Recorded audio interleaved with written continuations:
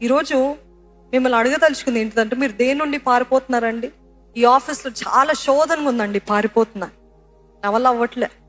ఈ కుటుంబంలో చాలా శోధనగా ఉందండి, నాకు అవ్వట్లే, నేను పారిపోతా. ఈ కాలేజీలో నేను ఉండలేను, పారిపోతాను. ఈ అత్తపోరు నేను భరించలేకపోతున్నాను, పారిపోతాను. పారిపోతా పారిపోతా పారిపోతా అంటున్నారా?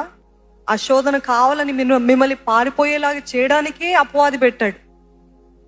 అందుకనే శోధిస్తున్నాడు. మీరు పారిపోతే వాడు చక్కగా నవ్వుకుంటాడు, వాడు ఆనందిస్తాడు.